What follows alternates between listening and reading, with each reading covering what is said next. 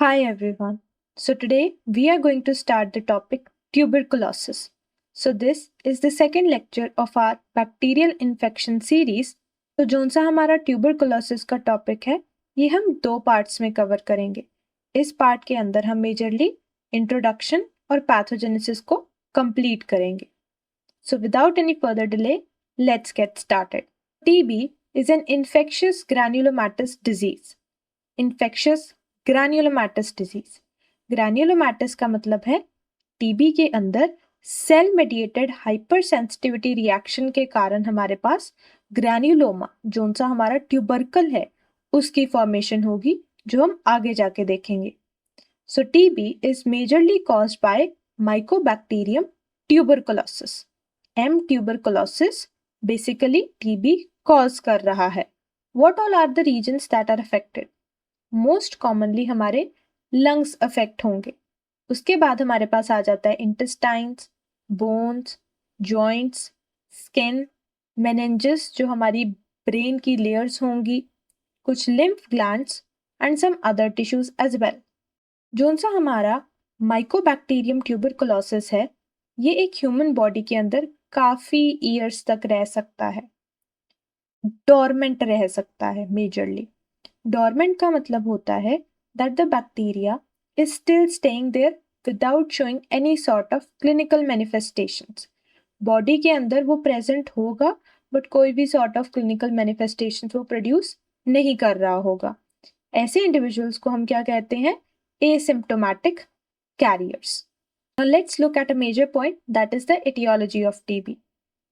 जो हमारा Mycobacterium tuberculosis का बैक्टीरिया है ये एक इंटरसेलुलर पैरासाइट है, फैकल्टेटिव होता है एंड इसमें जो हमारी स्ट्रेन्स प्रोड्यूस होती हैं मेजरली 3 ह्यूमन स्ट्रेन होगी, बोवाइन स्ट्रेन होगी एंड रेयरली एटिपिकल और अपॉर्चुनिस्टिक माइकोबैक्टीरिया।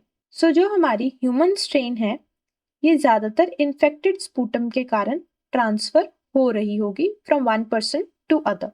जो बोवाइन स्ट्रेन होगी ये अनपैस्चराइज्ड मिल्क के कारण होगी।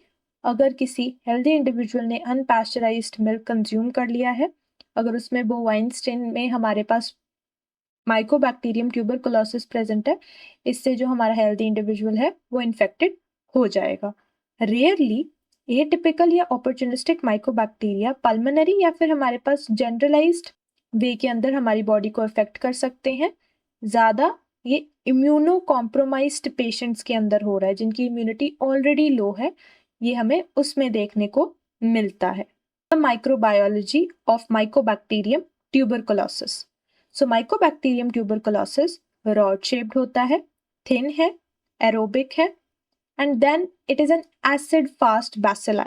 अगर हम हमारे माइकोबैक्टीरिया ट्यूबरकुलोसिस को स्टेन करेंगे, इसको एक बार अगर हमने स्टेन कर लिया है तो अगर हम एसिड अल्कोहल का यूज करके इसको डीकलराइज करने की कोशिश करेंगे ये फिर भी अपना कलर नहीं छोड़ेगा। ऐसा क्यों होता है? Because of high mycolic acid. जो ये माइकोलिक एसिड की लेयर्स प्रेजेंट होंगी ये काफी ज्यादा प्रेजेंट होंगी। माइकोलिक एसिड की लेयर काफी ज्यादा प्रेजेंट होती है और क्या होता है हमारे पास? Long chains of cross link fatty acids. Fatty acids जो होंगे उनकी जो चेन्स होंगी वो काफी लंबी लंबी प्रेजेंट होंगी, जिसके कारण एक बार अगर ये स्टेन हो गया वापस इसको हम एसिड अल्कोहल से डीकलराइज नहीं कर पाएंगे। The epidemiology of tuberculosis. So with the past years जो इंसिडेंट्स हैं हमारे काफी डिक्रीज हो रहे हैं। All the credit goes to the community based programme that was initiated, that was DOTS, that is directly observe therapy, जो short term के लिए यूज करी जाती है। ये हम जो ट्रीटमेंट वाला पार्ट होगा इसमें उसको ज़्यादा डिटेल में पढ़ेंगे। मेजरली जो मेल्स होंगे वो ज़्यादा अफेक्टेड होंगे as compare to females and age group के अंदर ऑलमोस्ट सारे एज ग्रुप्स अफेक्टेड होते हैं। बेसिकली जो हमारे पास लेस देन 5 एज ग्रुप के बच्चे होंगे उसमें ज़्यादा चांसेस होता है, एवरेज 1% वहाँ पे देखने को ही मिलता है। Then comes the heart of this lecture, that is the pathogenesis of mycobacterium tuberculosis. So इसको हम एक स्टोरी की फॉर्म में अंडरस्टैंड करते हैं।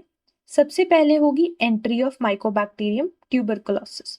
अब एंट्री कैसे होगी कि जो सा हमारा ड्रॉपलेट न्यूक्लियाई होगा जिसके अंदर हमारे पास इन्फेक्शियस माइकोबैक्टीरियम ट्यूबरकुलोसिस प्रेजेंट होगा, वो पहले स्प्रेड होगा। टीबी स्प्रेड कैसे होगा? कोई भी इन्फेक्टेड इंडिविजुअल अगर स्नीज करेगा, स्पिट करेगा, सिंग करेगा, लाफ करेगा, टॉक करेगा या फिर कफ करेगा, इन सब केसेस के अंदर अगर तो ड्रॉपलेट जो है वो बाहर निकल रहा है, तो क्या होगा, हमारे पास जो दूसरा हेल्दी इंडिविजुअल है उसके अंदर एक्सपोजर हो जाएगा माइकोबैक्टीरियम ट्यूबरकुलोसिस का।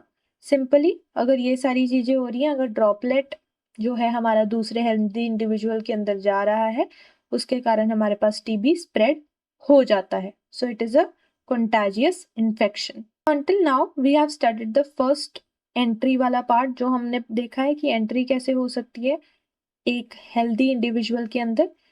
सेकंड हमारे पास आ जाता है कि बाय चांस अगर कुछ हमारे पास न्यूक्लियाई है या माइकोबैक्टीरियम जो टीबी है उसके हमारे पास माइक्रो ऑर्गेनिज्म अंदर चले गए हैं हमारे नोज के थ्रू, तो क्या होगा, नेजल ट्रैक्ट में majority of the bacilli trap रह जाएंगे और क्या होगा, सिलियरी एक्शन के कारण वो एक्सहेल आउट हो जाएंगे। मेजॉरिटी बैसिलाई तो हमारे सिलियरी एक्शन से निकल गए हैं, बट अब लेस देन 10% जो हमारे बैक्टीरिया होंगे वो हमारे लंग के एल्वियोलाई के अंदर आ सकते हैं। यू कैन सी हियर कुछ कुछ जो हमारे पास बैसिलाई हैं वो हमारे लंग के एल्वियोलाई तक पहुंच गए हैं, less than 10%। So the transmission basically depends upon the number of the bacilli, virulence कितनी ज्यादा हाईली डिजीज कॉजिंग हमारे पास स्ट्रेन प्रेजेंट थी, exposure of bacilli to the UV light, कितनी डिग्री ऑफ वेंटिलेशन प्रोवाइडेड है। Then we are having the third point, that is the host bacterial interaction. इसको हम नाम दे देंगे host bacterial interaction. Host bacterial interaction initial stage होती है। इसमें क्या होता है, इसको हम दो सिचुएशंस के अंदर देखते हैं। ये हमारे पास एक मैक्रोफेज प्रेजेंट है, ये हमारे पास एक मैक्रोफेज प्रेजेंट है। ये हम बैसिलाई देख सकते हैं, that is the M tuberculosis. अब क्या होगा कि या तो जो ये जो मैक्रोफेज है हमारे पास, ये इसको डिस्ट्रॉय करने की कोशिश करेगा, मतलब इसकी मल्टीप्लिकेशन को रोकने की कोशिश करेगा, राइट, कंट्रोल करना चाहेगा इसकी मल्टीप्लिकेशन को। दूसरे एंगल में क्या हो सकता है कि बैक्टीरिया ग्रो करके ये मैक्रोफेज को ही खत्म कर दे। सीधी बात, that in one case macrophage जो है वो विन कर जाएगा और इन अदर केस मैक्रोफेज जो है वो डिफीट हो जाएगा। कुछ भी पॉसिबल है because it is the initial stage of the host bacterial interaction. जो हमारे पास लाइस्ड मैक्रोफेज होगा, अगर जो हमारे मैक्रोफेज है उसका लाइसिस हो गया, जिसके कारण हम यहाँ पे देख सकते हैं कि बैसिलाई निकल जाएंगे, उससे क्या होगा, कीमोटैक्टिक फैक्टर्स रिलीज होंगे जो अट्रैक्ट करेंगे नॉन एक्टिवेटेड मोनोसाइट्स को। जो भी मोनोसाइट्स फुली डेवलप भी नहीं है उनको ये अट्रैक्ट करेंगे फ्रॉम द ब्लड स्ट्रीम, जो क्या करेंगे, ये जो बैसिलाई प्रेजेंट था उसको खाने की कोशिश करेंगे, क्योंकि वो बिखर चुका है, मैक्रोफेज लाइस होके उसने बाकी सारे बैसिलाई प्रोड्यूस कर दिए, इसलिए फटाफट नॉन एक्टिवेटेड मोनोसाइट्स जो अभी डेवलप हुए भी नहीं है उनको बुलाना पड़ा ब्लड स्ट्रीम से ताकि वो इसको खा पाए। सो जो इनिशियल स्टेजेस हैं वो एसिम्प्टोमेटिक होंगी, मतलब हमें कोई as such proper clinical manifestation देखने को नहीं मिलेंगी। It's only after 2 to 4 weeks हमें टिश्यू डैमेजिंग या फिर मैक्रोफेज एक्टिवेशन रिस्पॉन्स देखने को मिल रहा होगा। Now comes the fourth point. Fourth point हमारे पास आ जाता है कि अब हमारी इम्यूनिटी जो है वो डेवलप हो जाएगी। जैसे ही हमारी इम्यूनिटी डेवलप हो जाएगी तो क्या होगा कि हमारे पास एक्यूमुलेशन स्टार्ट होने लग जाएगी एक्टिवेटेड मैक्रोफेजेस की अलोंग द प्राइमरी लीजन। क्या मतलब हुआ कि जैसे ही एक इंडिविजुअल के अंदर ज्यादा एक्टिवेटेड मैक्रोफेजेस बनने लग गए हैं जो क्षमता रखते हैं उनको डिफीट करने की, वो क्या होंगे, वो एक प्राइमरी लीजन के अराउंड जो ट्यूबरकल फॉर्म होगा उसके अराउंड आसपास आने लग जाएंगे।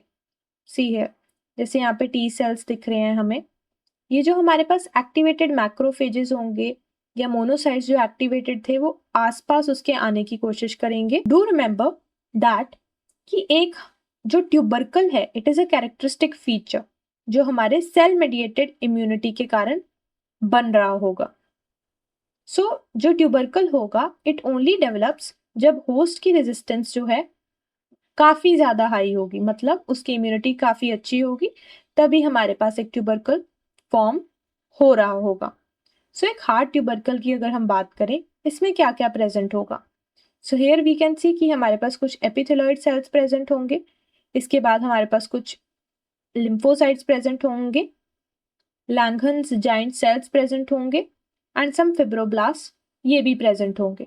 सबसे पहले हमें हार्ट ट्यूबरकल की फॉर्मेशन देखने को मिल रही है। अब सेल मीडिएटेड इम्यूनिटी के कारण हमारे पास मैक्रोफेजेस और कुछ रिलीज लिम्फोकाइंस जो हैं वो न्यूट्रलाइज करने की कोशिश करेंगे हमारे बैसिलाई को, ताकि वो अपना ज़्यादा से ज़्यादा जो क्लिनिकल फीचर्स हैं वो कम करने लग जाए, तो हमारी बॉडी खुद से ही उनको फाइट देने की कोशिश करेगी, जिसके कारण क्या होगा, फर्दर टिश्यू डिस्ट्रक्शन जो हमारा बैसिलाई है वो हमारी बॉडी के अंदर नहीं कर पाएगा।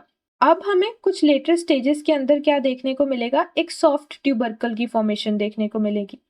ऑलमोस्ट 5th पॉइंट के ऊपर हम आ गए हैं। एक सॉफ्ट ट्यूबरकल की फॉर्मेशन देखने को मिलेगी। ये क्या होता है, केशियस होता है, सॉफ्ट होता है, चीजी नेक्रोटिक मटेरियल। एक सेंटर के अंदर हमारे पास केशियस नेक्रोटिक मटेरियल प्रेजेंट होगा, राइट। हार्ड ट्यूबरकल था, बाद में सॉफ्ट ट्यूबरकल बना, क्यों, क्योंकि हमारे पास सेंटर के अंदर एक केशियस नेक्रोटिक मटेरियल प्रेजेंट हो जाएगा। अब क्या होगा, जो हमारे पास ये सॉफ्ट ट्यूबरकल बना है ये कुछ बाद में एट लेटर स्टेजेस इसकी कैल्सिफिकेशन हो सकती है और एक रैंके कॉम्प्लेक्स देखने को मिल सकता है। सबसे पहले हमने देखा एक हार्ड ट्यूबरकल क्या था, उसके बाद हमने देखा एक सॉफ्ट ट्यूबरकल बन गया, उसके बाद हम क्या देख रहे हैं कि जो सॉफ्ट ट्यूबरकल है अगर उसकी कैल्सिफिकेशन हो गई है तो हमारे पास क्या हो रहा है, रैंके कॉम्प्लेक्स बन रहा है। ये जो रैंके कॉम्प्लेक्स है एक लंग के पैरेन्काइमा में भी प्रेजेंट हो सकता है या फिर हिलार लिम्फ नोड्स में भी प्रेजेंट हो सकता है। अब जो हमारा केशियस नेक्रोटिक मटेरियल है इसमें क्या हो सकता है, या तो लिक्विफैक्शन हो सकती है या ये डिस्चार्ज कर सकता है हमारे लंग के अंदर, जिसके कारण क्या होगा, हमारे पास कैविटी की फॉर्मेशन टेक प्लेस कर सकती है, एक कैविटी फॉर्म हो जाएगी।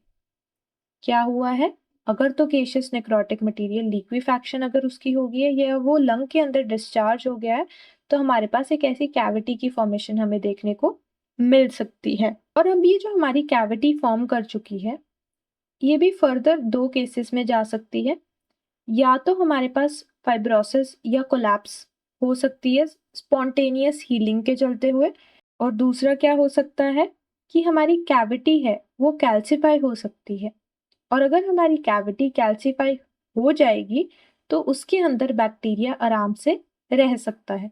सो वंस अगेन, अगर तो हमारे पास केशियस नेक्रोटिक मटेरियल है, अगर उसकी लिक्विफैक्शन या वो डिस्चार्ज हो रही है हमारे लंग के अंदर तो क्या होगा, कैविटी फॉर्म होगी, और ये जो कैविटी है फर्दर या तो स्पॉन्टेनियस हील कर जाएगी फिब्रोसिस या कोलैप्स के चलते हुए, या फिर कैल्सिफिकेशन इसकी हो जाएगी जिसके अंदर बैक्टीरिया काफी देर तक रह सकता है in a dormant stage. So with this we have completed our first part of tuberculosis topic. Make sure to subscribe the channel. Thank you.